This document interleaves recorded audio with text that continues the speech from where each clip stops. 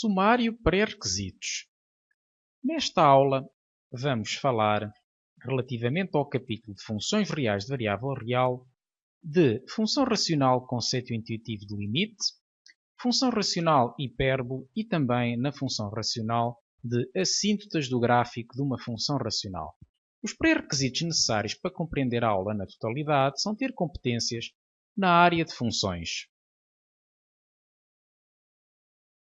Os conceitos fundamentais a reter e as palavras-chave da aula são: no fim da aula, o estudante deverá saber identificar uma função racional, dada a sua expressão, interpretar o conceito geométrico de limite, identificar as assíntotas do gráfico de uma função representada graficamente, e as palavras-chave são função racional, limites, limite e assíntota. Vamos então dar início ao capítulo de função racional. Nesta secção, vamos acrescentar às funções estudadas até ao momento um novo tipo de funções. A função racional define-se como sendo uma função que tem um determinado domínio, que denominamos por D de f, conjunto de chegada R, e que a cada objeto x corresponde a uma expressão fx que é definida por a divisão de dois polinómios px e qx. Portanto, aqui esta fração tem no numerador um polinómio e no denominador também um polinómio. Como aqui temos dito, px e qx são polinómios e temos que o domínio de f é o conjunto de valores reais, tais que q de x é diferente de zero. Vamos ver um exemplo. As funções f, g e h que estamos a visualizar são de facto funções racionais, porque no caso da f temos no numerador um polinómio de grau 5, no denominador um polinómio de grau 2. A g também tem um polinómio no numerador e outro no denominador. No caso do numerador tem um polinómio de grau 2, no denominador tem um polinómio de grau 1. Note-se que aqui esta expressão raiz de 5x ao quadrado é um monómio de grau 2, porque raiz de 5 é uma constante real que está a multiplicar por x ao quadrado. Como a raiz não está a abranger a variável, isto não interfere com o facto de ser um monómio e logo o numerador um polinómio. O mesmo se passa com o raiz de 2x, a raiz não está a abranger o x. Caso estivesse já, deixava de ser. Já vamos ver no exemplo que se segue. Note-se também que um polinómio é um exemplo particular de uma função racional, uma vez que se considerarmos que o seu denominador é 1, portanto ter esta expressão ou esta expressão dividir por 1, é a mesma coisa. Portanto, se considerarmos que o denominador é 1, temos, portanto, a divisão de dois polinómios em que o denominador é o polinómio constante igual a 1. Temos também que as funções hx igual a raiz de 2x² menos 3x sobre 4x menos 1 já não representa uma função racional, uma vez que neste caso a raiz está a abranger também a variável, o que significa que este termo em particular não pode ser escrito na forma x elevado a constante real vezes x elevado a um número inteiro. Portanto, um monómio tem que ter sempre este aspecto: 5x ao cubo, 4x à quarta, raiz de 2 vezes x levantado a 7. Ora, neste caso, não se consegue escrever este termo nessa forma, portanto, o h não vai ser uma função racional. O mesmo se passa com a j, porque temos debaixo da raiz uma expressão com incógnitas, portanto, esta expressão nunca poderá ser escrita na forma de polinómio, pelo que somos levados a concluir que j não é uma função racional. Vejamos um segundo exemplo. Determinemos o domínio de cada uma das funções que aqui temos definidas. E, portanto, temos que, no primeiro caso, o denominador tem que ser diferente de zero. O 4 menos x ao quadrado diferente de zero. Como 4 menos x ao quadrado diferente de zero é equivalente a ter a negação de x ao quadrado igual a 4, nós temos, portanto, que x igual a 4 tem como solução, tem como desenvolvimento, é equivalente, portanto, a x igual a 2 ou x igual a menos 2, e a negação desta disjunção vai ser uma conjunção de negações. Fica, portanto, a negação de x diferente de menos 2 e x diferente de 2. Portanto, vamos negar, a negação do igual é o diferente, a negação do ou vai ser o i, pelo que fica desta forma. Passemos para a conclusão. Portanto, o domínio vai ser, portanto, R excepto menos 2 e 2, porque já vimos que o denominador só se anula quando o x é 2 ou menos 2. Temos, portanto, que o domínio de G é o conjunto de valores que faz com que o denominador não se anule. Temos, portanto, que x² menos 7x mais 12 tem que ser diferente de zero. E vamos então resolver esta condição. Colocamos uma negação antes da igualdade, resolvemos a igualdade e depois negamos a condição que obtivermos. Portanto, temos com a forma resolvente que fica o A é 1, o B é menos 7, o C é 12, fica, portanto, menos B, mais ou menos raiz quadrada de B ao quadrado, menos 4 vezes A vezes C, tudo sobre 2A, e como o radicando dá 1, porque é 49 menos 48, 4 vezes 2 é 48, raiz de 1 fica 1 e fica 7 mais ou menos 1 sobre 2, 7 mais 1 dá 8, 8 sobre 2 dá 4, 7 menos 1 dá 6, 6 sobre 2 dá 3, pelo que somos levados a concluir que a solução final fica x diferente 4 e x diferente 3. E, portanto, o domínio vai ser R excepto 3 e 4, que foram estes valores que nós encontramos que anulavam o denominador. No caso da função h, temos que ter o seu denominador x² mais 9 diferente de 0. Ora, acontece que isto é equivalente a ter x² igual a menos 9, e x² é sempre diferente de menos 9, porque um número ao quadrado nunca é negativo. Portanto, x² diferente de menos 9 é uma condição universal em R, pelo que o domínio desta condição vai ser o conjunto dos números reais. Vamos agora falar do conceito intuitivo de limite, apresentando o gráfico da função definida por fx igual a 1 sobre x. Portanto, trata-se de uma função racional que nos vai servir para introduzir este conceito. Temos, portanto, um referencial ortonormado x ao y e vamos calcular imagens da função 1 sobre x. Para isso, começamos por atribuir a x o valor 1. O y será 1 sobre 1, que é 1. Portanto, estamos a substituir no lugar do x, o x por 1. No caso de o x ser 2, substituindo na expressão x por 2, vai ficar y igual a 1 meio, que é igual a 0,5. Quando o x é 3, fica y igual a 1 terço, que se quiséssemos arredondar é 0,33333. Quando o x é 5, o y é 1 sobre 5, que é 1 quinto, que é aproximadamente 0,2. Quando o x é 10, o y é 1 sobre 10, que é aproximadamente 0,1. Então o que é que podemos observar só destes primeiros 5 pontos? Podemos observar que à medida que o x aumenta, à medida que aumentamos o x, temos naturalmente que o y está a diminuir. Quanto maior o x, mais pequeno será o y. É a primeira observação que nós fazemos.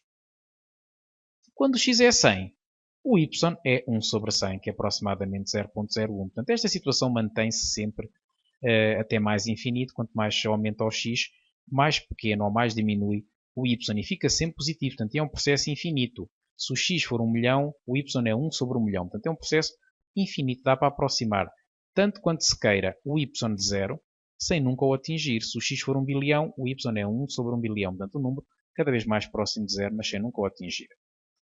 Se o x for 1000, o y será 1 sobre 1000. E, portanto, é o que já foi dito.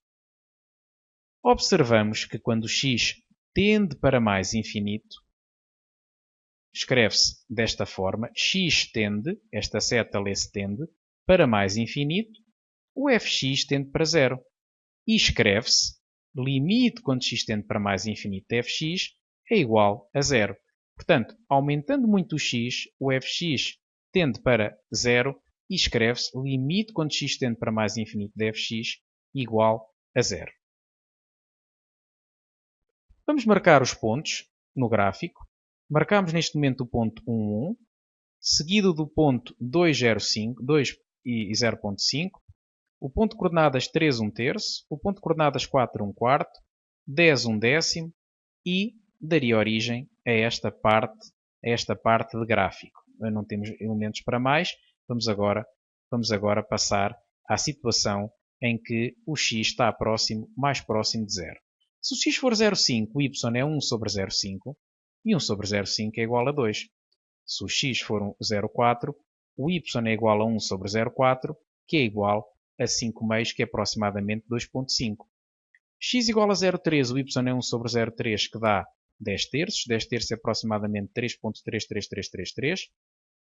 Se o x for 0,2, o y é 1 sobre 0,2, que é igual a 5. Se o x for 0,1, o y é 1 sobre 0,1, que é 10. Se o x for 0,01, o y é 1 sobre 0,01, que é 100. Se o x for 0,001, portanto uma milésima, o y é igual a 1000. Estamos a concluir o quê? Que quando nos aproximamos de 0 por valores superiores, 1 sobre x está a tender para mais infinito. Temos, portanto, que quando o x tende para 0 mais, é assim que se escreve x a tender para 0 por valores superiores, ou seja, 0,5, 0,4, 0,3, 0,2, 0,1, 0,01, 0,001. Neste caso era só 0,01. Podíamos fazer 0,00001. Portanto, estamos a aproximar-nos de 0 por valores sempre superiores. Em termos de reta real, estamos a deslocar-nos neste sentido, a aproximar-nos de 0 sempre por valores superiores. E é um processo de aproximação infinito. Podemos estar tão próximos de 0 quanto se queira, sem nunca o atingir. Temos, portanto, que fx tende para mais infinito. E vai-se escrever limite quando x tende para 0 mais de fx igual a mais infinito. Vamos agora marcar os pontos. Temos agora o ponto 0,52, o ponto 0,42,5, o ponto 0,3, 10 terços e assim sucessivamente. Marcando os pontos, vamos observar que quando nos aproximamos de 0, o que vai acontecer à função é que começa a subir muito, muito, muito e sobe tanto quanto se queira. Portanto, esta linha que estamos a observar a subir, ela na verdade sobe sem parar à medida que x se aproxima de 0. Temos agora a situação para valores negativos. Quando x é menos 1, o y é 1 sobre menos 1, que é menos 1. Quando x é menos 2, fica 1 sobre menos 2, que é menos 1 meio. Quando x é menos 3, 1 sobre menos 3, que é menos 1 terço. Quando é menos 5, 1 sobre menos 5, que é menos 1 quinto. Quando é menos 10, 1 sobre menos 10 é menos 0,1, que é menos 1 décimo, portanto. Quando é menos 100, fica menos 1 sobre 100, que é 0,01. Quando é menos 1000, vai ficar menos 1 sobre 1000, que é 0,001. Temos então que ideia? Quando o x diminui muito, muito, muito, o que vai acontecer a 1 sobre x é que vai portanto, tender para valores próximos de 0 e, neste caso, para valores próximos de 0, mas inferiores a 0. Portanto, quando o x tende para menos infinito, o fx vai tender para 0. E temos então o que já foi dito, quando x tende para menos infinito, escreve-se desta forma, x tende para menos infinito, fx tende para 0, e vai-se escrever o limite quando x tende para menos infinito de fx igual a 0. Temos, portanto, o ponto menos 1, menos 1, o ponto menos 2, menos 1 meio, o ponto menos 3, menos 1 terço, menos 5, menos 0,5, e assim por diante, e observamos esta parte da curva. Vamos agora avançar para a situação em que x tende para 0 por valores inferiores. Quando x é menos 0,5, 1 sobre x é menos 2. Quando x é menos 0,4, 1 sobre x é menos 2,5. E assim por diante. Menos 0,3 dá menos 10 terços, que é menos 3,3333. Menos 0,2, o y fica menos 5. Quando o x é menos 0,1, o y fica menos 10. Quando o x é menos 0,01, o y vai ficar menos 100 e assim por diante. Temos, portanto, que quando é menos 0,01, o y vai ficar menos 1000. Ou seja, quando o x tende para 0 por valores inferiores, o que vai acontecer ao y é que vai tender para menos infinito. E temos, portanto, que quando o x tende para 0 menos, que é assim que se escreve x a tender para 0 por valores inferiores a 0, escreve-se x a tender para 0 menos, o fx tende para menos infinito, e vamos ter que o limite quando tende para 0 menos de fx é menos infinito.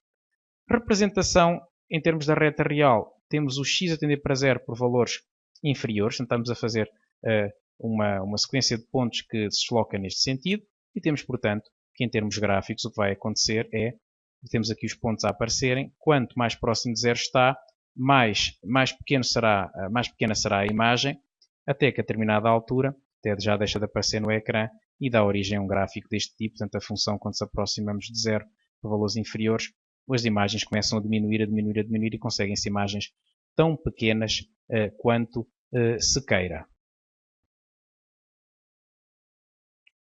Temos então que limite para mais infinito de fx é igual a 0. Consegue-se ver no gráfico, se percorrermos a curva para valores de x muito grandes, estamos a aproximar-nos do eixo horizontal, tende para 0. Quando x tende para menos infinito, percorremos a curva para valores de x sempre a diminuir. Vamos ter que a curva se aproxima do eixo horizontal, portanto o limite também vai ser 0. Quando nos aproximamos de 0 pela direita, as imagens tendem para mais infinito. Ora cá está, estamos a aproximar-nos de 0 pela direita e percorrendo a curva neste sentido, vamos ter que as imagens sobem, aumentam os pontos do gráfico e desaparecem, portanto para mais infinito. E o limite para 0 menos é menos infinito. Aqui temos, portanto, ao percorrer a curva, a aproximarmos de 0, estamos a observar que de facto as imagens são tão pequenas quanto se queira.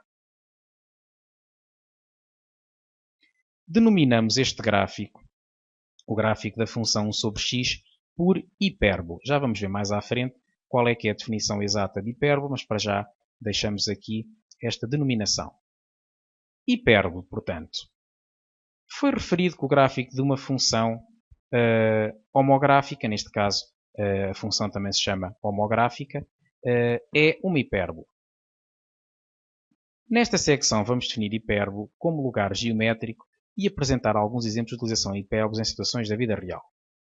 Hipérbole, portanto, vai ser o conjunto de pontos do plano, tais que o valor absoluto da diferença das suas distâncias a dois pontos fixos, chamados focos, é constante e menor que a distância entre os focos. Ora, só com esta definição, que eu muito sinceramente não estou sequer interessado em ler segunda vez, por enquanto, só depois de juntar mais alguns elementos é que temos motivação para ler segunda vez. Portanto, é uma definição um pouco complicada. Portanto, vamos lá ver. É o conjunto de pontos do plano, tais que o valor absoluto da diferença das suas distâncias a dois pontos fixos, chamados focos, é constante e menor que a distância entre os focos.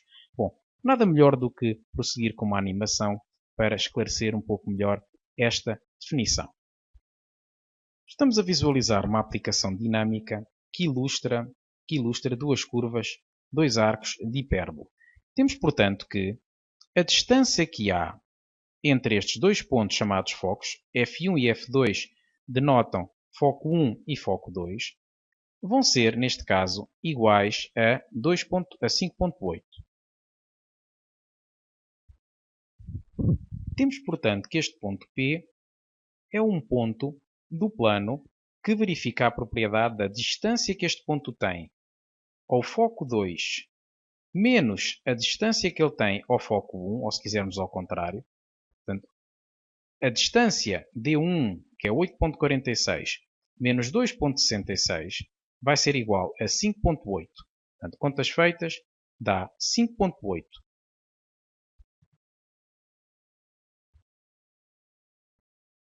Se avançarmos um pouco, temos outros valores de D1 e D2, neste caso 10.69 e 4.89, e temos também que estes pontos vão verificar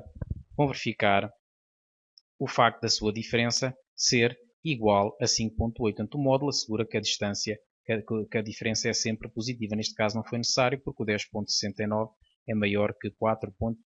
Portanto, dá 5.8. Todos os pontos que verificam esta propriedade estão sobre esta curva que estamos a visualizar. Curva essa que tem um vértice V2 e um vértice V1 do outro lado.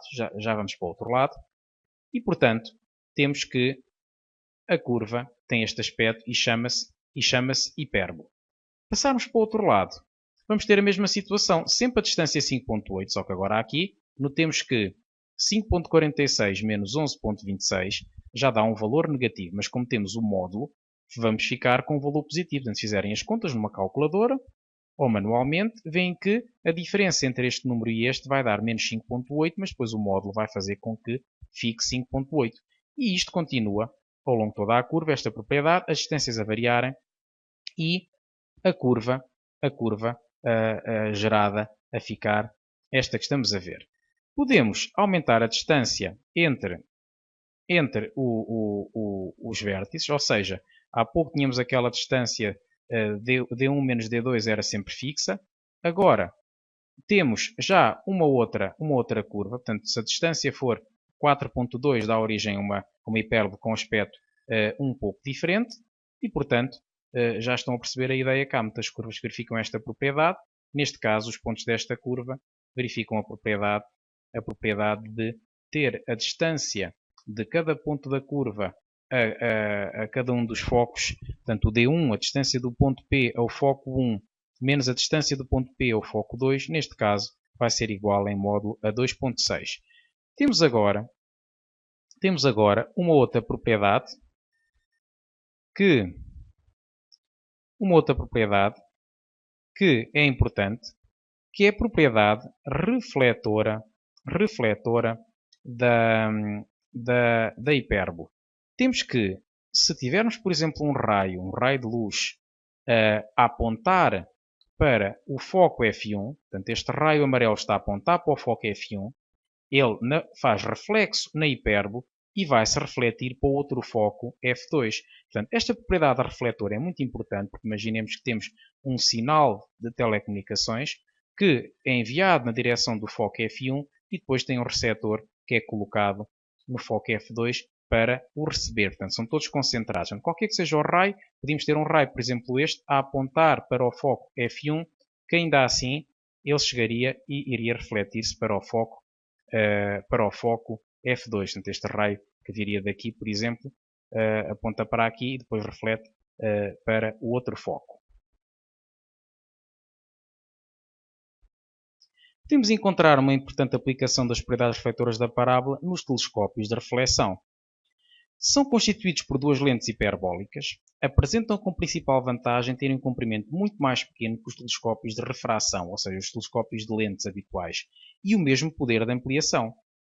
Por exemplo, uma objetiva fotográfica com 500 mm de distância focal é muito grande, portanto, é manejável.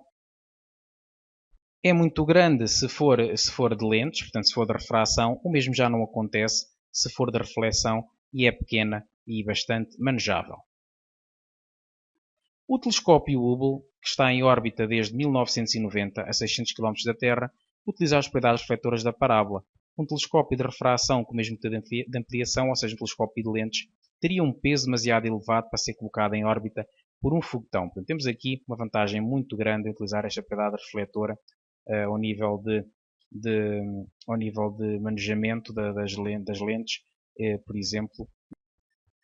Temos aqui uma fotografia do satélite Hubble, portanto, uma imagem do blog Domus Cobar, portanto, uma imagem deste satélite. Portanto, mesmo assim, tem um aspecto de ser muito grande. Se fosse de lentes, sem ter a propriedade de utilizar as propriedades refletoras da parábola, seria ainda muito maior e difícil de pôr em órbita. Há também instrumentos ópticos que utilizam as propriedades refletoras da parábola e da hipérbole conjuntamente. Já tínhamos visto as propriedades refletoras da parábola e agora temos aqui da hipérbole utilizadas em conjunto. Temos aqui um exemplo de um telescópio que mostra precisamente isso. Portanto, temos aqui uma situação de serem recebidos raios ou de luz ou de imagem ou qualquer coisa que são refletidos num espelho parabólico e que depois são recebidos num receptor hiperbólico, que tem a forma de hipérbole. Portanto, esta combinação funciona muito bem e tem naturalmente bastantes vantagens práticas. Falemos agora das assintas do gráfico de uma função racional. Podemos observar que o gráfico de fx igual a 1 sobre x aproxima-se da reta de equação y igual a 0 quando x tende para mais infinito ou quando x tende para menos infinito. Portanto, foi essa a observação que fizemos há pouco. E por isso dizemos que y igual a 0 é uma equação da assinta horizontal do seu gráfico. Temos que se aproxima da reta vertical x igual a 0 ou do eixo dos y quando x tende para 0 mais ou para 0 menos. E dizemos por isso que x igual a 0 é uma assinta vertical do seu gráfico. Então, aquele comportamento de se aproximar de reta horizontal ou vertical na matemática define-se desta forma, a cinta horizontal ou a cinta vertical. Temos, portanto, como a cinta vertical e horizontal define-se da seguinte maneira. A reta de equação x igual a a é uma cinta vertical do gráfico da função, quando o limite consistente para a mais de fx for igual a mais ou a menos infinito, ou quando o limite consistente para uma constante a menos de fx é igual a mais ou a menos infinito. Ou seja, no caso de ser 1 sobre x, já sabíamos que o a era 0, mas podemos generalizar naturalmente a uma constante A real qualquer e, portanto, basta que o limite para a esquerda de A ou à direita de A ou à esquerda de A sejam infinitamente grande, é o que significa aqui mais ou menos, significa que tanto pode ser mais infinito como menos infinito, para termos a definição da cinta vertical satisfeita. No caso da horizontal, dizemos que y igual a b é a cinta horizontal do gráfico da função, quando o limite para mais infinito de fx for igual à constante b, ou o limite para menos infinito de fx for igual à constante b. De forma esquemática, temos que as acintas se decompõem em verticais e não verticais. No caso das não verticais, temos as horizontais e as oblíquas. Vamos prosseguir com alguns exemplos. Primeiro exemplo. Temos aqui um gráfico de uma hipérbole e podemos observar que admite a reta de equação x igual a 1 como assíntota vertical. O gráfico de f admite x igual a 1 como assíntota vertical e a reta de equação y igual a 2 como assíntota horizontal. Ou seja, quando o x tende para mais infinito, o gráfico da função aproxima-se da reta y igual a 2, acontecendo o mesmo quando x tende para menos infinito. E no caso de x igual a 1, acontece quando os objetos se aproximam de 1 pela direita, acontece que as imagens vão aumentar para mais infinito. Quando se aproximam de 1 pela esquerda, as imagens vão diminuir para menos infinito. Neste caso do gráfico de G, observamos que y igual a 1, ou melhor, y igual a menos 1 e y igual a 2 são assíntotas horizontais do gráfico de G, uma vez que o limite para mais infinito, ou seja, quando os objetos aumentam muito, as imagens aumentam sem nunca atingir o 2, mas aproximando-se do 2 tanto quanto se queira, mantendo-se sempre inferiores. Portanto, o gráfico de G aproxima-se da reta da equação y igual a 2 quando x tende para mais infinito, e quando x tende para menos infinito, o gráfico de G aproxima-se da reta da equação y igual a menos 1. Portanto, y igual a menos 1 e y igual a 2 são assíntotas horizontais do gráfico de G. Vamos ver um segundo exemplo. Neste caso, temos um gráfico que admite uma assíntota oblíqua que vai ter de equação y igual a x mais 1, começando com a assíntota oblíqua. Portanto, esta reta que está a tracejar tem de equação y igual a x mais 1, e nós observamos que o gráfico de f, quando o x aumenta para mais infinito, vai se aproximar desta reta y igual a x mais 1, reta de equação y igual a x mais 1, acontecendo o mesmo quando x tende para menos infinito. O gráfico de f aproxima-se desta reta. X igual a 0 é assíntota vertical, pelos motivos expostos no exemplo anterior. Portanto, quando o x tende para 0 menos, nós vamos ter que a função, as imagens tendem para menos infinito, e quando x tende para 0 mais, as imagens tendem para mais infinito. Um outro exemplo agora de uma função g, que nos vai apresentar x igual a menos 2 e x igual a 2 como assíntotas verticais.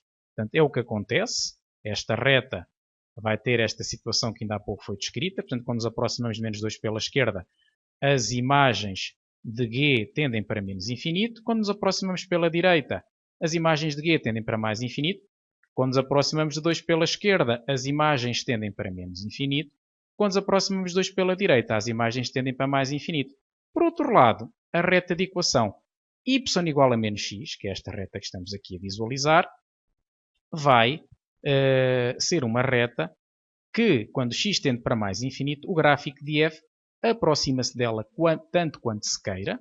Portanto, é o que nós podemos observar aqui. Aqui há esta tendência, portanto, isto prolonga-se para mais infinito e iria haver uma aproximação tão grande quanto se quisesse da reta y igual a menos x, passando-se o mesmo quando x tende para menos infinito. Temos este gráfico a aproximar-se, o gráfico de G, da reta y igual a menos x, sendo, portanto, y igual a menos x uma assíntota oblíqua do gráfico de G.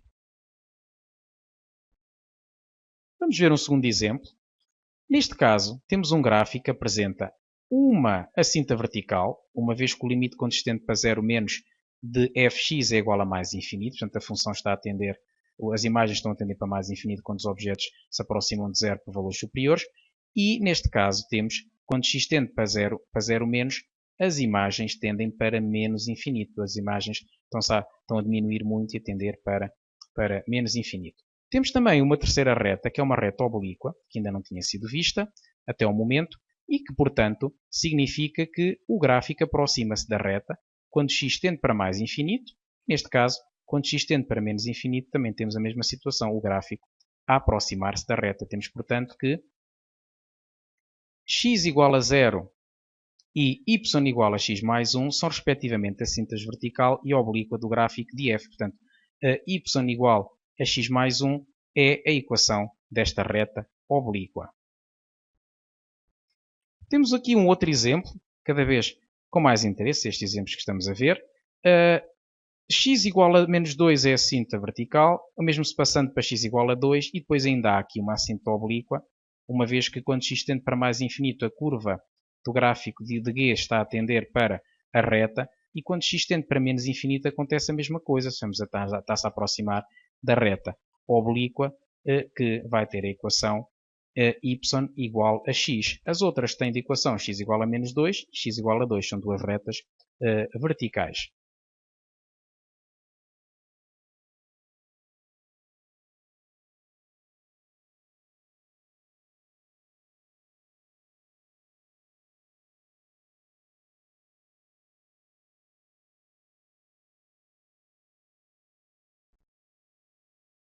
Deixamos aqui alguma bibliografia utilizada na realização deste trabalho.